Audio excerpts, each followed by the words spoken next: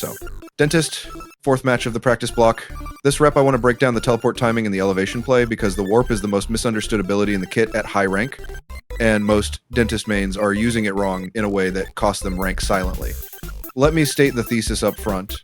The teleport is not a chase tool. The teleport is a closing tool. Those are different. A chase tool is something you use to catch up, to engage, to start applying pressure. A closing tool is something you use to finish a sequence the other abilities have already set up. People see a teleport that ignores elevation and they immediately think engage tool, but engaging with the teleport burns the cooldown for almost no value because the survivor still has full stamina, full options, and now they know exactly where you are. The right read on the teleport is sequence final.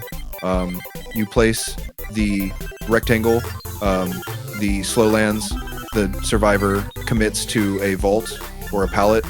The survivor's options are now narrower than they were 10 seconds ago.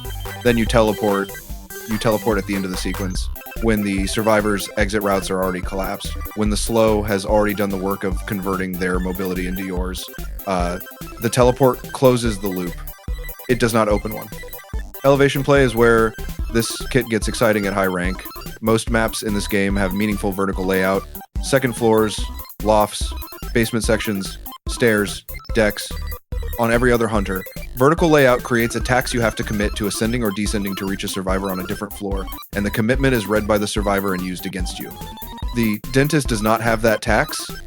You teleport across elevation at no cost, and the survivor's vertical positioning is no longer protective. What this means tactically. Survivors who try to play safe on a different elevation than the hunter are not actually safe against the Dentist. They think they have a buffer. They don't. You can see them on the floor above, you place the rectangle, you teleport up, the chase starts on their level instantly. The elevation buffer is a lie.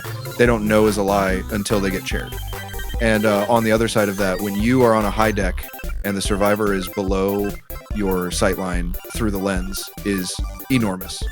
You can place rectangles down to the floor below before the survivor on the lower floor has even noticed you exist on the upper floor. That is information asymmetry.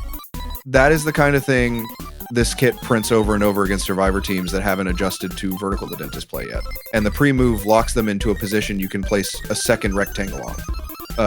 The teleport itself does not have to be used to extract value from the threat of the teleport. That's a tier of play most Dentists don't reach because they treat the warp as a binary use or don't instead of a spectrum of fakes and real commits against high mobility comps. Mercenary's grapple is also a vertical engagement tool, but it locks them into a fixed trajectory. Against Mercenary, you can teleport above them as they grapple in, and the teleport will land on the rectangle. The rectangle is occupying their landing zone, and the engage just becomes their delivery to your chair. High mobility into the Dentist elevation play is a worse matchup than the meta thinks because elevation is supposed to be the engage character's safe space, and the Dentist erases that.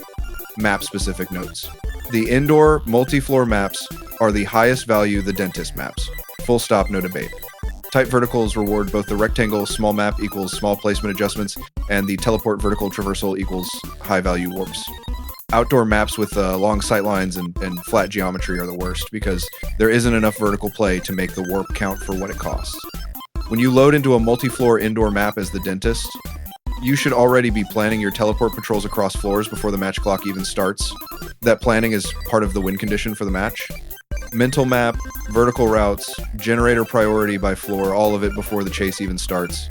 Mistakes I've watched myself make on the warp, engaging from neutral, using the teleport as a reach extension rather than a sequence closer, burning the cooldown on rotations where no rectangle was even placed first. All of those waste the cooldown and tell the survivor where you are. Teleport selectively, teleport late in sequences, teleport for the close, teleport for the elevation read. That's it. For use cases, anything else is a leak, and a leaked teleport is twofold expensive. It costs the cooldown, and it costs you positional anonymity, because the survivor team now knows where you are and where you were trying to go. Okay, closing this rep. Teleport as closer not chaser, elevation as a free advantage on multi-floor maps, fakes mixed into real commits to extract value without spending the cooldown, mid-slow timing on the warp itself. Clean overview for the topic, queuing the next match in the rotation, locking in onto the next rep,